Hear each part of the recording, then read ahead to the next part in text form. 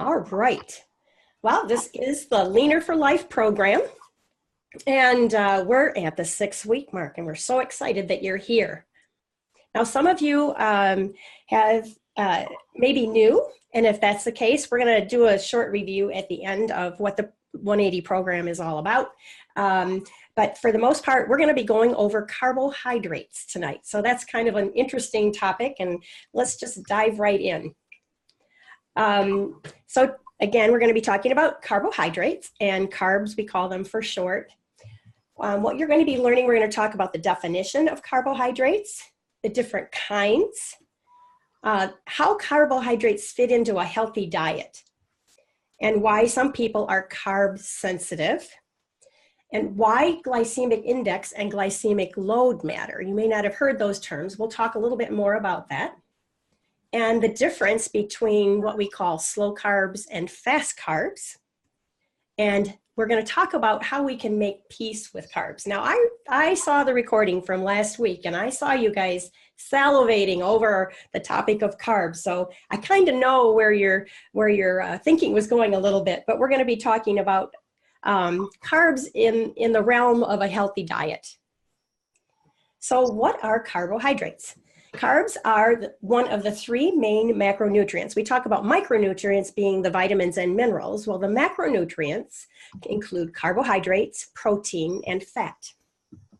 They're naturally occurring sugars, starches, and fiber, 3 kinds of carbohydrates.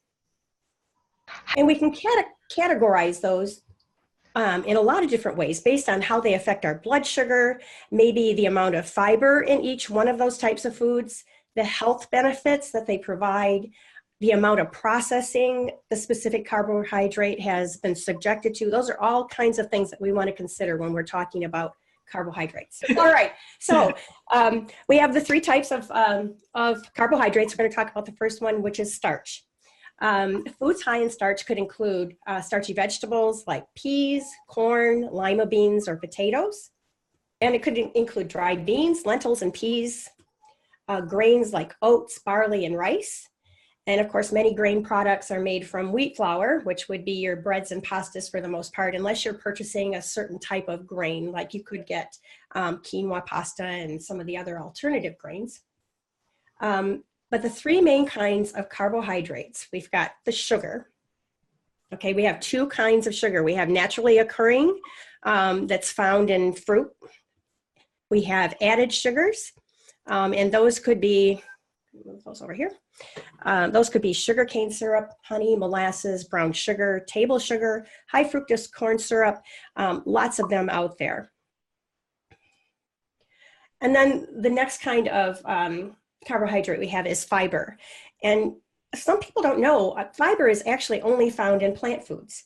And they're not actually absorbed in total in the small intestine. So in that whole process, you would think that they would just kind of pass with no benefit, but there are a lot of benefits associated with fiber. So now with the fiber, we have about 4 main types, and that some of those are going to overlap, but let's see, we've got the soluble fiber, which combines with water in the gut, and it helps to reduce those blood sugar spikes. And some examples of those would be like dried beans, lentils, oat bran, oatmeal, rice bran, barley, citrus fruits, strawberries, apple pulp. Soluble fiber is fermented by the gut into short-chain fatty acids. And we'll talk more about those benefits in a second. And then next we have insoluble fiber. These fibers do not blend with water. They pass through the digestive system, again, intact. It's a bulking agent, and it does help to reduce LDL cholesterol. So if you're having problems keeping that LDL low, you could add some insoluble fiber, and that could be important in helping you get to a healthy total for your cholesterol. These could include wheat bran, oat bran, beans and legumes, turnips, okra, green peas, asparagus, beet, sweet potato, broccoli, Brussels sprouts, a lot of them here, as you can see. So these are the 2 main ones that most people think about when they think about fibers. We know a little bit more now today. We're going to talk a little bit about resistant starch and fermentable fiber. This type of fiber passes through the digestive system again unchanged, functions like soluble fiber, but it's fermentable in the gut. And that's important because it creates healthy short chain fatty acids, or we use the acronym SCFA. And one of those is butyrate. These may help to reduce mucosal inflammation and reinforce the epithelial cells that surround the barrier of the entire digestive system. And that's very important when we start talking about leaky gut and what that means for autoimmunity and several other health issues. These starches may help also improve digestive health and insulin sensitivity. That's a big one. You may not know that Shaklee's Fiber Advantage bar contains resistant starch. Dr. Brous talks a lot about that. He actually recommends them for his patients. Other examples would be green bananas, legumes, cashews, and raw oats. Now, resistant starch and fermentable fiber are actually prebiotic fibers as well. Like I said, these are going to overlap a bit. Examples of prebiotic fibers would be legumes, wheat, barley, potatoes, and rice. And actually with the potatoes and rice, they turn into prebiotics only if they're cooked and cooled and not reheated. You would not want to eat them cool, which seems kind of strange, but that's a very healthy way to eat those. Again, green bananas and artichokes.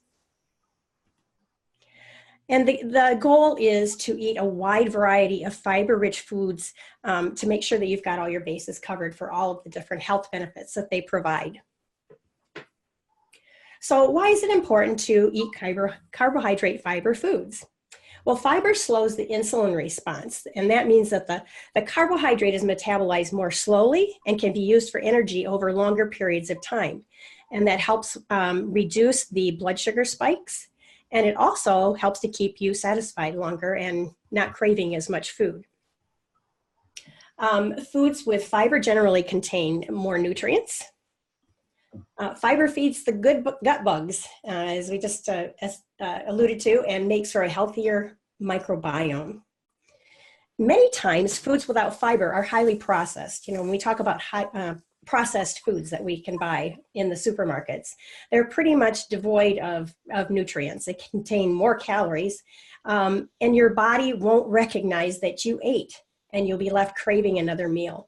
And I always like to tell the story of a client who told me she was on the 180 program and she had not planned like she would have liked. And she went to a family reunion and they had hot dogs and chips. So she said, Debbie, I can't believe it. She said, I ate the food, and she said, I was still starving.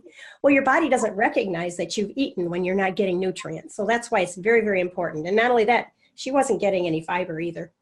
So how do carbs fit into a healthy diet?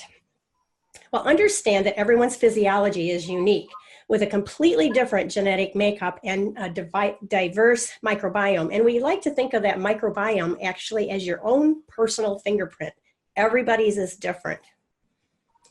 And as bio-individuals, it's important that we don't try on, in quotes, the latest recommendations from the internet for ourselves and think that that's going to be healthy for us. So healthy carbohydrate consumption will look different for each of us. A general guideline, if we were to look at the overall picture for most people, might look something like this. 50 to 75% of your dinner plate would be covered with vegetables and a serving of low glycemic fruit. We're going to talk about that whole thing around glycemic in a minute here.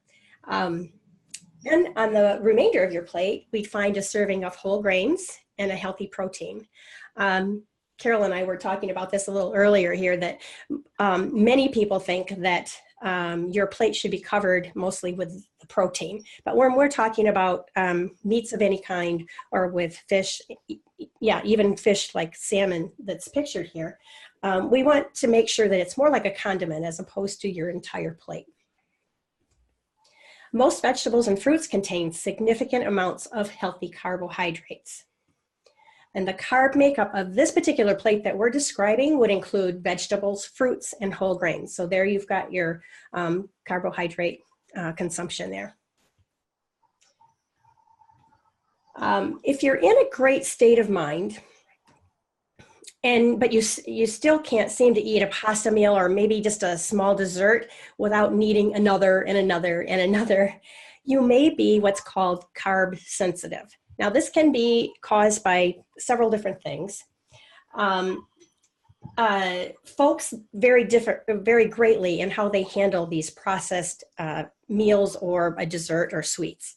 And this can sometimes be due to stress, a family history of diabetes, insulin resistance, or an emotional factor or biological factor.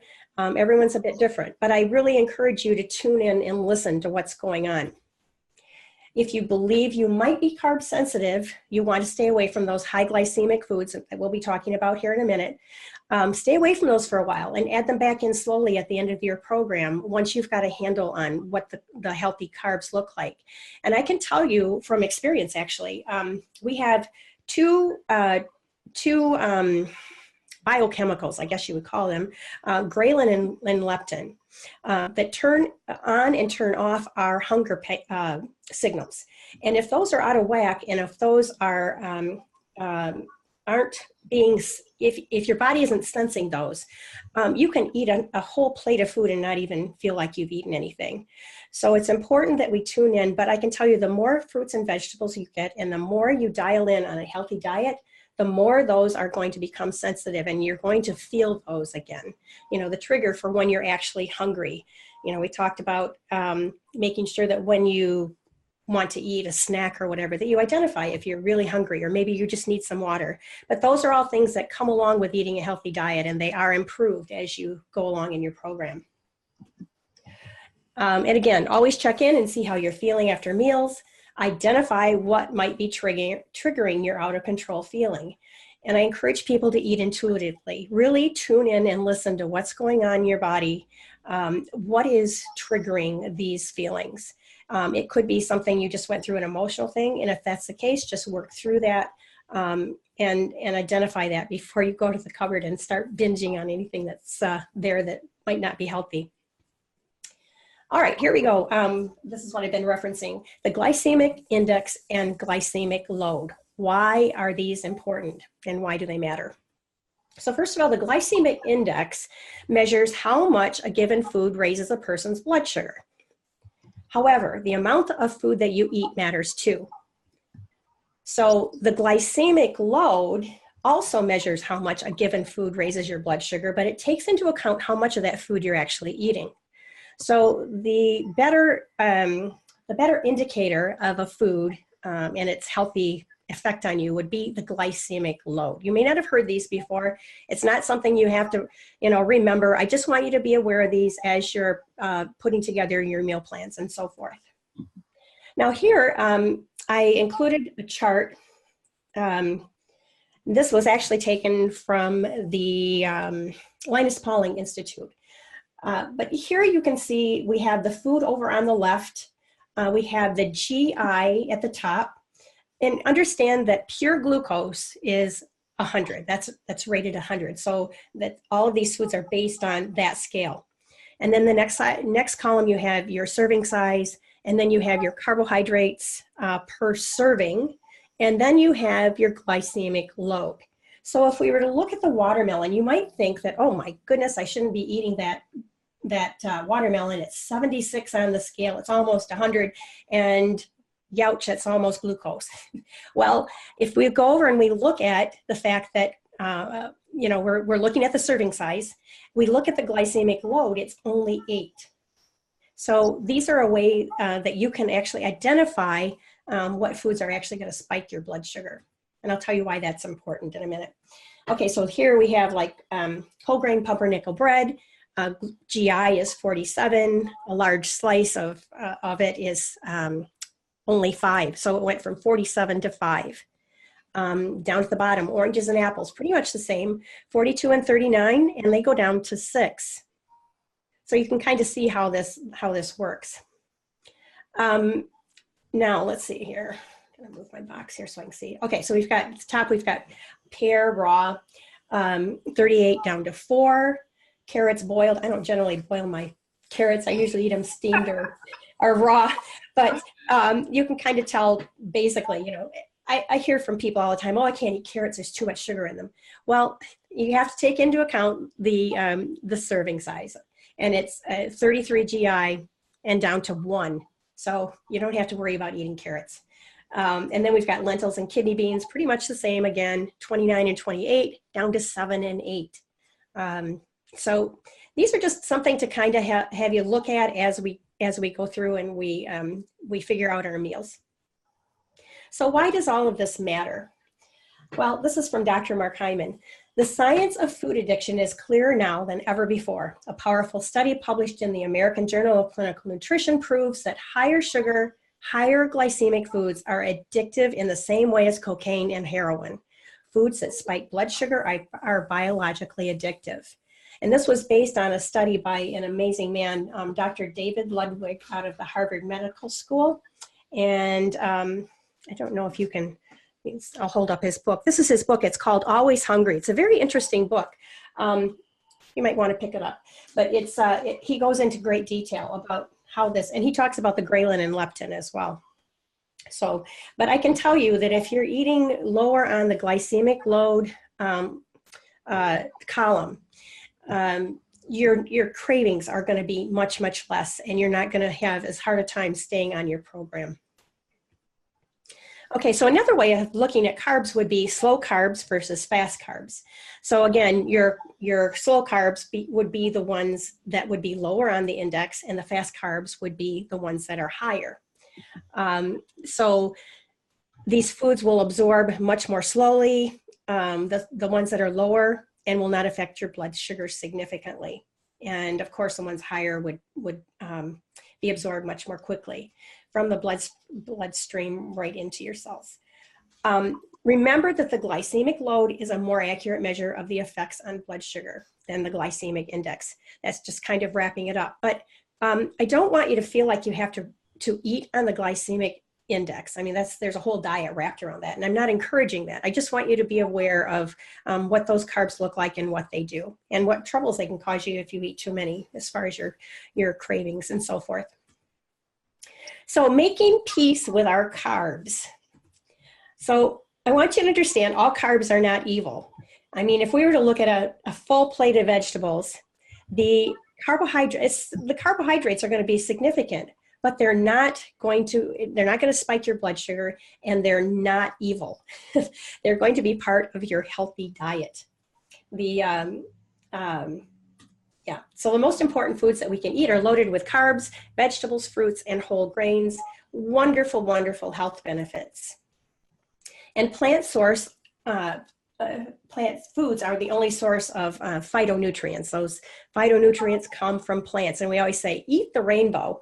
And the reason why we say that is because each of those colors represents a whole different spectrum of these phytonutrients. So sometimes we get locked into eating maybe just carrots and celery or whatever. I encourage you to really branch out, add a different vegetable or fruit each week, and see what you can do as far as expanding those phytonutrients that you're getting by eating the rainbow.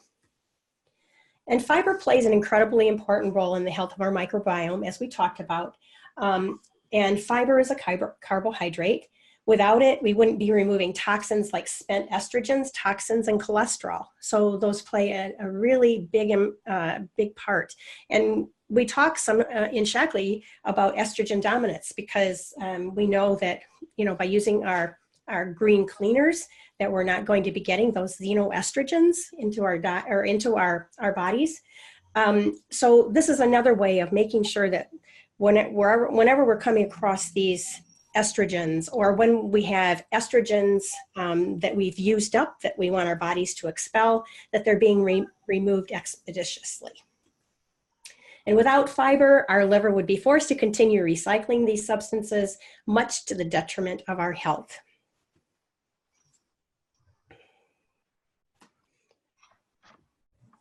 Okay. And then without fiber foods, we wouldn't produce those short-chain fatty acids that we talked about that are so important for providing the energy source for the cells inside the colon. And by the way, this is Colon Health Month. Including a boost to the health of the protective mucosal layer along the entire length of that digestive tract. Dietary fibers also help improve satiety, which is keeping you full longer and satisfied for longer periods of time, which is so helpful when we're on a program. And the phytonutrients in these vegetables and fruits will rock your world. And if you haven't been on the healthy cleanse yet, I would really encourage it. I'll tell you, there's nothing like the healthy cleanse to really drive home what these fruits and vegetables can do for your health. So if you haven't and you want to explore that healthy cleanse, make sure you talk to the person that invited you. You can start at any time, even if you're already doing the 180 program, there are ways to do it. So I encourage you to get started on that if you haven't already. So that's pretty much it on carbs tonight. Carol, do we have any questions at all? Let's see here. Not yet, no. I thought we would have questions on, whenever we talk about fiber, Yep. Some people are a little gassy. And so what would you say to that, Debbie? Well, first of all, I encourage everybody to start their digestion by chewing. Chewing is so very important. I think I mentioned this in the healthy cleanse. That's where your digestion starts, with your saliva and how that mixes with your food. I know it sounds gross, but that's where it starts. The mechanical breakdown of the food, and with the saliva getting in there with all those enzymes that start breaking it down. That's very, very important. I would encourage you, if you are having a lot of those problems, to look at the gut. Your person who invited you could help you with that. We have some products that could help with that. The Optiflora probiotic, the Optiflora DI, EasyJust is a great one to help add some enzymes in there to break down those foods. Stomach soothing is a great one. If all else fails, CalMag is wonderful. So if you're having that gas and bloating and heartburn thing going on. Jeffrey has a question, and he's asking, how would we modify diet when gallbladder has been removed? Oh, I'm a good one to talk about that, because I have. I mean, I don't have it. It's gone. Yeah. Yeah, it's difficult because you're not really breaking down those fats as much, and that's problematic. So EasyJust will help. Let's see, what else do I do? I think, of course, the probiotics are going to help as well. Breaking down fats, leptin's a great emulsifier. I'm sorry, not leptin. Lecithin. Yeah, lecithin is a great emulsifier that can also help. It's hard. The biggest thing we want to make sure when we're talking about breaking down fats is the bile. That's important. And if our liver is healthy, and you guys have just gone through the cleanse, I know, so that's probably helpful. Getting that liver healthy is very helpful, because the bile is going to be really helpful with that whole process. So when you're talking about getting the liver healthy, would you recommend DTX then? Yeah, DTX could be very helpful. And then also, they want to know, do we really need to eat our rice and potatoes cold? No, you don't have to. It's just if you're trying to get those fibers in, that can be very helpful. Those prebiotic fibers. Yeah. If you're eating potatoes, white potatoes are probably the best. You might want to go to like a sweet potato. It has more fiber, and but no, you don't have to eat them cold. I think that's it. I don't see any more questions. Everyone's saying what a great job you did, Debbie. Thank you very much. Thank you. Debbie, you could show, maybe not now, but post in maybe the Discover Shackley group, that great photo you had of all those vegetables you were eating when you were talking about the rainbow, trying to kill your cold there. I think that would be a great visual of what you mean by that. Eating the rainbow. Mm-hmm. Yeah, absolutely. Not easily done in Minnesota in the winter. Yeah. Where you? Yeah, and it becomes a little pricey when you go to Whole Foods, right? Luckily, I have a local market that's pretty good, but. Nice. Yeah. Did we have anybody else that we needed to celebrate with their results? Yeah, anybody who wants to come on camera before they wrap it up, open up. Let's see your your smiling faces or your cut jaw lines or whatever it is that's So funny. Debbie, there is another question. Yep. How about juicing? Does that remove the fiber? They want Yes, to it know. does. Well, yeah. I mean, if you're mixing like with a Vitamix or something, that would fiber would be there, even though it's pretty much pulverized. But that's okay. Juicing does remove most of the fiber. So your glycemic load numbers would be skewed with that because you're not getting that fiber. Here's a question I'll ask. I find throughout the day I'm satiated. I don't feel the need for anything, but then at night, it's when I feel like snacking. Yep. Is that because I got a carbo thing or something? Pardon me? Is that because I have a carbo, like what you were saying, the carbo Addiction, like sugar, sugar. Yeah. It's So like addictive. and I just want to eat carbos. Sorry, Jody. What kinds of things are you craving? Like a bowl of cereal. Oh, really? Yeah, like my Weetabix. I mean, there's no sugar in it, but it's still. And then you have that, and you're like, I still want more. So then I'll have I'll have a salad. How's that working for you? Watch what you're having for dinner. What's your dinner looking like? Like chicken and then a brown rice and vegetables. Okay. All right. Sounds pretty good. Make sure you're getting plenty of fiber in there to keep you satisfied. You may have to, I mean, some people just can't go that whole long period of time. I mean, a couple bites of a snack bar or something to get you through. I'd rather have you do that than to fall off the wagon totally. So right. So maybe just chop up a few slices of. I hadn't thought of that. That's a good idea. So The protein really does help. Maybe you could save your snack bar till a little bit later. I don't want people, eating a whole bunch of food before they go to bed, but sometimes you just need that. And sometimes it just takes a few times to do that and you're good. And then you can go back to, just not eating after your dinner. Right. Okay. Thank you. A quick question too, Debbie, is would using the fiber plan be a good option to help with satiating that carb craving? It's always a good idea to add fiber plan in. Yeah. Thank you, Jody. I pushed the button, but it didn't work, Jody. Thank you. It wasn't working. Yeah, and just over the 180. Oh, go ahead. No, go ahead.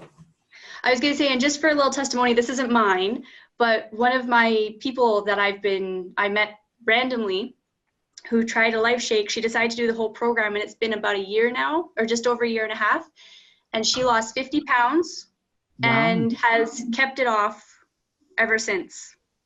Yay. That's awesome. Wow. That's excellent.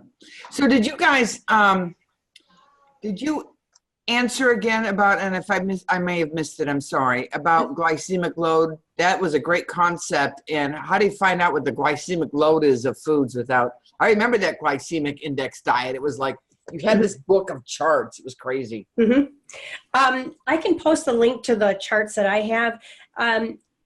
Most of the ones that I've seen are like of processed foods, actually. So is it a good rule of thumb? Is there a good rule of thumb to follow? Yeah, but it's like anything else. You don't want to get regimented. It's just really, if you can, look at it a couple times and know, oh, gee, maybe I need to stay this end of the spectrum with these foods. That's fine. Once we start doing that, then we're going down that whole path. Because North Americans aren't overweight because of, say, baby carrots. No, exactly. Exactly. I'm not seeing anybody go, whoa, hey, guy, can't do another one. But the other question was, so when these diets that are like severely restricting carbs and are actually in your no fiber category and heavy fats, we all know which ones those are. And I'm not talking about people that, celiac, there's certain carbs they really cannot physically eat. Right. And then when people introduce those after a while, they can't eat them. Yeah. It'll make them sick. And is it because they lose the ability to digest those? Those carbs? Yeah. It could be, you know, I mean, because you're not getting that fiber. I know back years ago when I was sick, I mean, for me, and now I'm knowing more about the microbiome and what was going on. I mean, I would go to the store and I just figured this is nonsense. I just can't keep eating this way. And I'd go to the grocery store and I'd bring home all these beautiful fruits and vegetables, and I couldn't eat them. They made me sick. Wow. But that was, you know, my gut biome wasn't allowing me to eat those foods. So, you know, that becomes a problem for some people. Now, I don't know, it's something that you have to get used to again. So it's going to take them a period of time. But, you know, yeah, I mean, anytime that you're talking about a restrictive diet, that's why I love the 180. I mean, you get a nice, beautiful meal in the evening or the lunch, whichever you choose to do. By the way, hopefully, you know that you can, you know, mix that up a bit, you know, wherever you want to put that meal. But you're getting so much variety. You can, you know, make your smoothies, you know, a million different ways, literally. And I love it that it's not restricting you on food. I had a question. Yeah, Jeff. Has anybody worked with a product user who's had a colectomy? Or is that what it is? Colostomy. Colonectomy. They have a colostomy bag. Colostomy. I have not. Awesome. I'm just curious as to how that would affect or how we could work with folks that that don't have a colon, basically. Right. Yeah. Yeah, that may be a good question for, you know, like Dr. Brous, or I don't think medical affairs would cover that, but yeah, I have not. No, I was just curious. Yeah. Okay, we have another question. How much is too much fiber? We all know, I think it's 25 milligrams for women, 38 or so for men. But how do you know if you have too much fiber? Well, I can tell you, years ago when, you know, civilization was starting, I mean, many, many years ago, I mean, they were eating upwards of 60 or more grams of protein or fiber a day. So, I mean, general rule of thumb, they say between 25 to 35. Some people say 30, 38 across the board. I don't think you can get too much fiber. The one thing that you kind of have to be a little bit careful of, though, is how you, like if you're taking supplements, don't take too much fiber around some of your fat-soluble vitamins. Dr. Brous talks a little bit about that. But I don't know. I mean, if you're tolerating it, I think it's, I mean, I don't think you want to get 100. I think that might be problematic for most people, but. How much water would you have to drink if you did 100? Oh, man.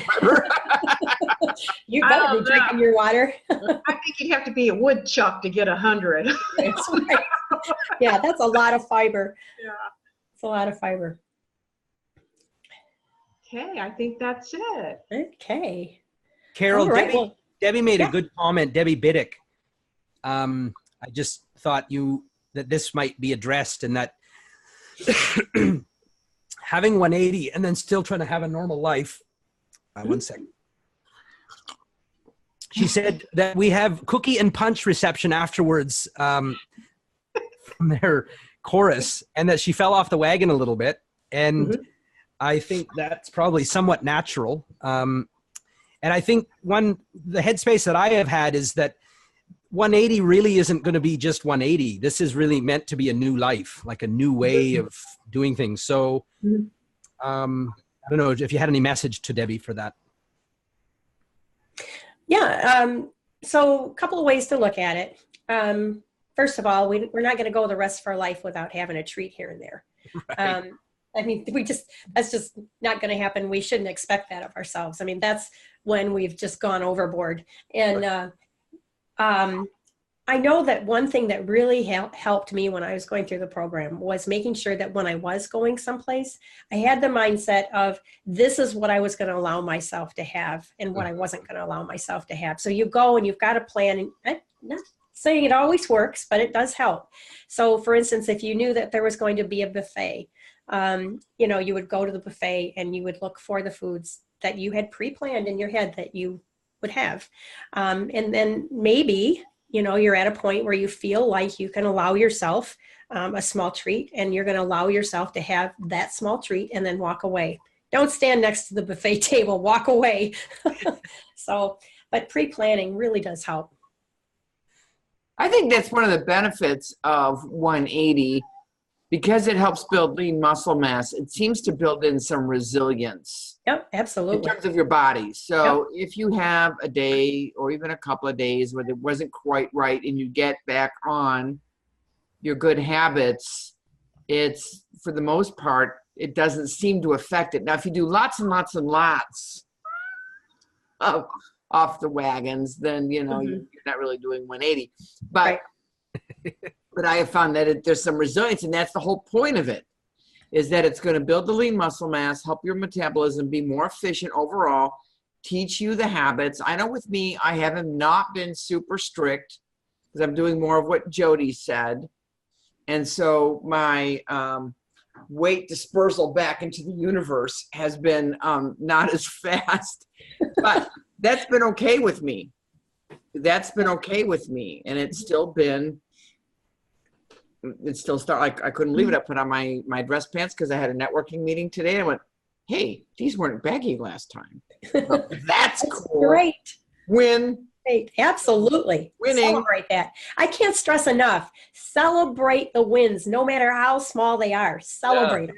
Give yourself credit. Yeah, coach. Yep, absolutely. I feel comfortable going into actually a pizza restaurant and ordering chicken and salad.